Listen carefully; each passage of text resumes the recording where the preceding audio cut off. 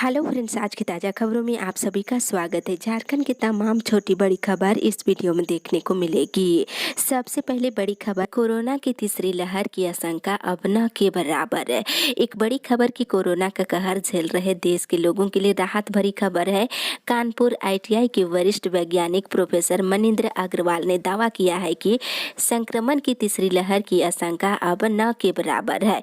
इसकी मुख्य वजह बड़ी संख्या में टीकाकरण होना बताया जा रहा है और महामारी को लेकर नई स्टडी प्रोफेसर अग्रवाल ने गणितज्ञ सूत्र मॉडल के आधार पर जारी किया है। इसके मुताबिक संक्रमण लगातार कम होगा। यूपी, बिहार, दिल्ली जैसे राज्य इससे लगभग मुक्ति की ओर है और देश में सक्रिय केस अक्टूबर तक 15,000 के करीब रहेंगे, जबकि तमिलनाडु, तेलंगाना, केरल, कर्नाटक, असम, अरुणाचल प्रदेश समेत पूर्वोत्तर राज्यों में संक्रमण आते रहेंगे। इसी के साथ ही अगली बड़ी खबर, मौसम विभाग से आज रांची समेत कई जिलों में भारी बारिश की संभावना। झारखंड में आज मानसून के सक्रिय रहने का पूर्व अनुमान है। आज के दिन झारखंड के हर जिले में बारिश की संभावना जताई गई है। पूर्णिमा के दिन मध्य झारखंड और उत्तरी झारखंड और उत्तर पूर्वी क्षेत्र के जिलों में तेज बारिश और वज्रपात होने की संभावना है। मौसम विभाग से मिली जानकारी के अनुसार रांची, खूंटी, कोडरमा, बोकारो, रामगढ़, हजारीबाग, पूर्वी सिंहभूम, सरायकेला खरसुआ, देवघर, पलामू, गढ़वा, धनबाद में भारी बारिश हो सकती है। इसी के साथ ही अगली बड़ी खबर, झारखंड कोरोना अपडेट्स। झारखंड में पिछले 24 घंटे के दौरान कोरोना के 5 नए मरीज मिले हैं, जिसमें बोकारो से 1, जामताड़ा से 1, रांची से 2 और पश्चिमी सिंहभूम जिले से 1 नए मरीज मिले हैं। वहीं पिछले 24 घंटे के दौरान 41 मरीज स्वस्थ हुए हैं, जिसमें देवघर से 2, धनबाद से 4, पूर्वी सिंहभूम से 1, हजारीबाग से 1, जामताड़ा से 5, पलामू से 5, रामगढ़ से 1, रांची से 20 और साहेबगंज से 2 मरीज स्वस्थ हुए हैं।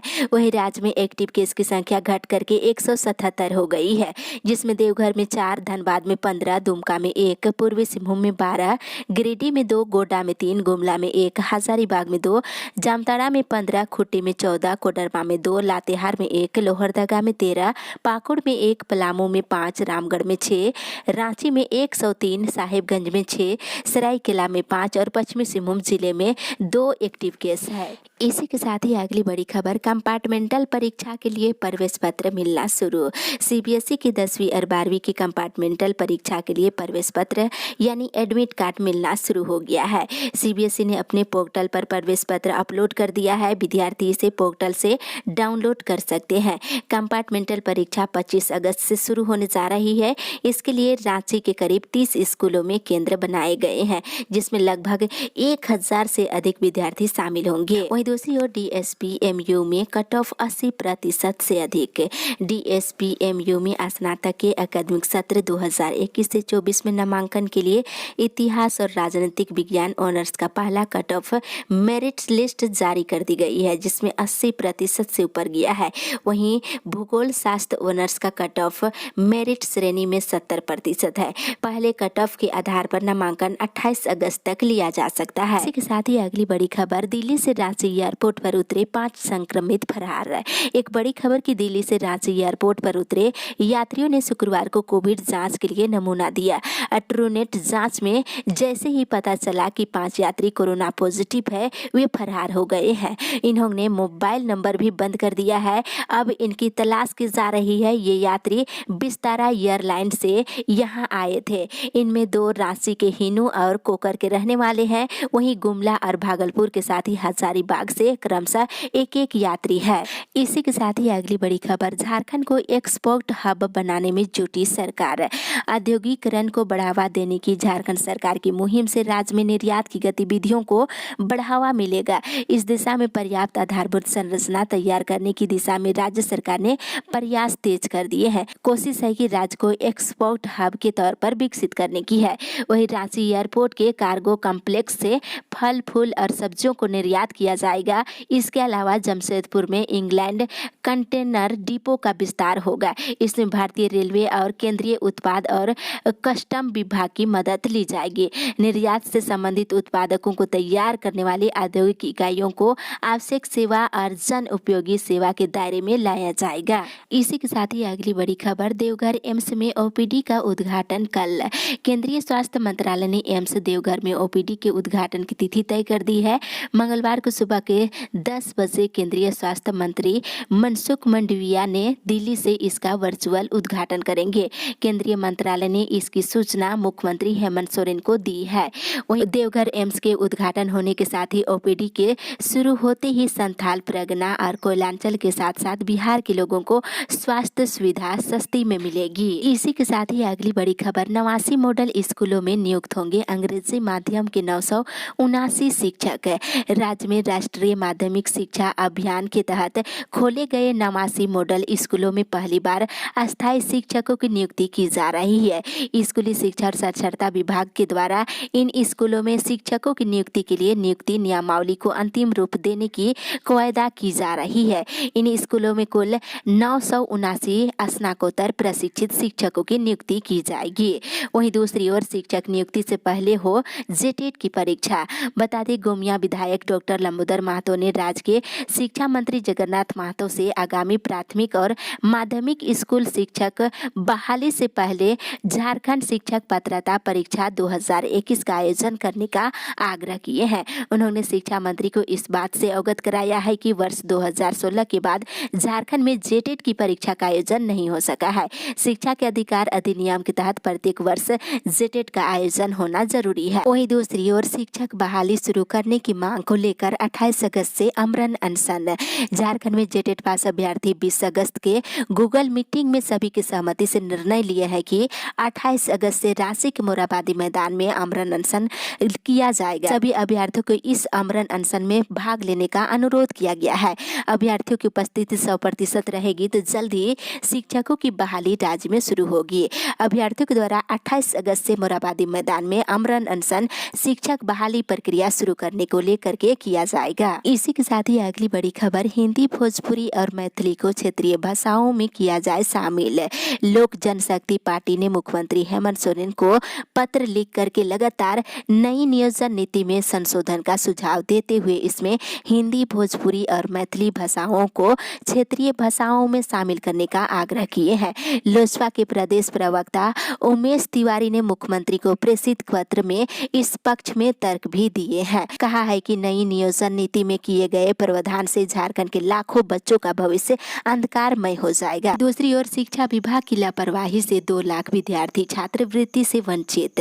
शिक्षा विभाग की लापरवाही के कारण आज छात्रों को सरकार की ओर से मिलने वाली सुविधाओं से वंचित रहना पड़ रहा है।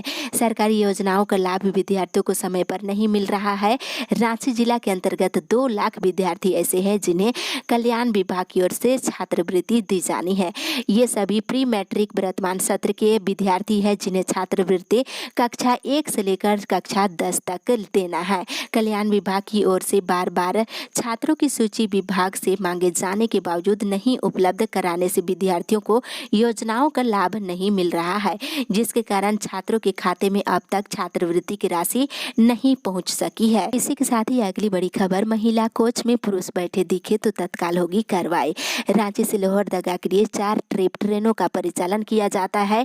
ट्रेन में यात्रियों की अच्छी खासी भीड़ देखी जाती है। ऐसे में महिला कोच में भी पुरुष यात्रियों का कब्जा बना रहता है। इस कारण महिला यात्रियों को परेशानी होती है। सोमवार को आरपीएफ की ओर से विशेष अभियान चलाया जाएगा ताकि महिला यात्रियों की यात्रा करने में किसी तरह की परेशानी ना हो। ट्रेन में 2 कोच महिला यात्रियों के लिए उपलब्ध है, लेकिन अक्सर इसमें पुरुष यात्री ही बैठे रहते हैं। 4 ट्रिप चलने वाली ट्रेन में रविवार से ही जांच अभियान चलाया गया है और पुरुष यात्रियों को कोच से बाहर निकाला गया। वहीं दूसरी ओर छात्रों ने किया जेटीयू में विरोध प्रदर्शन। डिप्लोमा के विभिन्न मामलों को लेकर छात्रों ने शनिवार को झारखंड प्रौद्योगिकी विश्वविद्यालय में विरोध प्रदर्शन किए हैं। उनके साथ एनएसयूआई कार्यकर्ता भी मौजूद थे। प्रदर्शनकारी छात्रों ने विश्वविद्यालय के मुख्य द्वार पर धरना दिए और झारखंड के डिप्लोमा के बैकलॉग के सेमेस्टर 3 के लगभग 700 से अधिक विद्यार्थियों को कोरोना काल में अन्य विद्यार्थियों के साथ प्रमोट कर दिया गया है। वही छात्रों को कहना है कि अचानक 2 दिन पहले बताया गया कि आप सभी फेल है और आपको परीक्षा देनी होगी। इसके अलावा सेमेस्टर 6 के कुछ विद्यार्थी परीक्षा फॉर्म नहीं भर पाए हैं। वे इस मांग पर अड़े थे कि उनको परीक्षा फॉर्म भरने की अनुमति दिया जाए। वहीं दूसरी ओर रोजगार तो मिला पर मजदूरी नहीं। इधर कोरोना काल में राज्य में लौटे मजदूरों के लिए मनरेगा योजना काफी हद तक मददगार साबित हो रही थी। स्थानीय युवकों को रोजगार मुहैया कराने में सार्थक साबित हो रहा था, लेकिन लेकिन योजना के तहत कार्य करने वाले मजदूरों को पिछले 2.5 महीने से मजदूरी की राशि नहीं मिलने पर उनके समक्ष भूखमरी की स्थिति उत्पन्न हो गई है। लंबे समय से मजदूरी नहीं मिलने के कारण मजदूर अब मनरेगा योजना में कार्य करने से परहेज करने लगे हैं। इसी के साथ ही अगली बड़ी खबर, दूसरे राज्य के लोग नहीं ले सकेंगे तृतीय और चतुर्थ वर्ग की नौकरी। एक बड़ी खबर की झारखंड के अल्पसंख्यक कल्याण मंत्री हफीजुल हसन ने जंगलपुर में पत्रकारों से बातचीत की है। उन्होंने कहा है कि मुख्यमंत्री हेमंत सोरेन ने तृतीय और चतुर्थ वर्गीय नौकरियों की नियमावली में जो संशोधन किया है उसका लाभ यहाँ के बेरोजगारों को मिलेगा। अब यूपी, एमपी, पश्चिम बंगाल, छत्तीसगढ़ और बिहार जैसे राज्यों के युवक यहाँ तृतीय और चतुर्थ श्रेणी की नौकरी नहीं ले पाएंगे। उन्होंने कहा है कि रघुवर सरकार की गलत नीतियों का लाभ दूसरे राज्यों के बेरोजगार युवाओं ने जमकर उठाया है। झारखंड सरकार हर साल 50 खिलाड़ियों को नियोजन देगी और इसकी शुरुआत इसी वर्ष से कर दी गई है। मंत्री ने कहा है कि पारसनाथ पहाड़ में रोपवे लगाया जाएगा, इसका सर्वे शुरू कर दिया गया है और पतरातू में भी रोपवे होगा। इसी के साथ ही अगली बड़ी खबर, खतियान के आधार पर बने स्थानीय नीति। इधर झारखंड में अंतिम सर्वे खतियान के आधार पर स्थानीय नीति को परिभाषित किया जाना चाहिए। यदि खतियान को आधार बनाने में सरकार असमर्थ है तो संयुक्त बिहार में बनी नियोजन नीति को ही झारखंड में लागू किया जाना चाहिए। ये सभी बातें मूलवासी साधन मोर्चा के वरिष्ठ नेताओं ने बुधवार को पत्रकारों से बातचीत के दौरान ये बात कही है। और मौके पर मधु मंसूरी ने कहा है कि वर्तमान गठबंधन की सरकार को खतियान के आधार पर ही स्थानीय नीति बनाने के लिए यहाँ के सादानों और जनजातियों ने अपना समर्थन दिया है। और मोर्चा के वरिष्ठ नेता क्षितिज कुमार रॉय ने कहा है कि स्थानीय नीति बनाने का आधार हर हाल में खतियान होना चाहिए। 1932 के खतियान को ही आधार बनाते हुए स्थानीय नीति बनाने की मांग की जा रही है। ये अगली बड़ी खबर, प्राथमिक विद्यालयों को खोलने की जल्द अनुमति दे राज्य सरकार।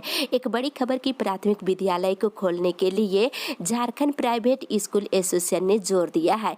झारखंड प्राइवेट स्कूल एसोसिएशन के जिला अध्यक्ष समीर दुबे ने सरकार से मांग किया है कि कक्षा 1 से विद्यालय को खोल दिया जाए और सभी क्लास के बच्चों को स्कूल आने का अनुमति दिया जाए, क्योंकि जब सरकार ने मॉल, सिनेमा हॉल, होटल सभी चीजों को खोल दिया है तो फिर स्कूल को क्यों नहीं खोला गया है। सरकार के द्वारा यदि विद्यालय को नहीं खोला जाएगा तो सभी छात्र छात्राएं अपनी पढ़ाई से बहुत पीछे चले जाएंगे। और झारखंड में बीते 17 महीने से बुनियादी विद्यालय बंद है, जबकि पड़ोसी राज्य बिहार में कक्षा 1 से विद्यालय खोल दिया गया है। वहीं एसोसिएशन ने निर्णय लिया है कि यदि सरकार सोमवार तक सभी वर्ग के स्कूलों को खोलने का आदेश पारित नहीं करती है तो मंगलवार को एक ज्ञापन डीसी के माध्यम से मुख्यमंत्री को दिया जाएगा।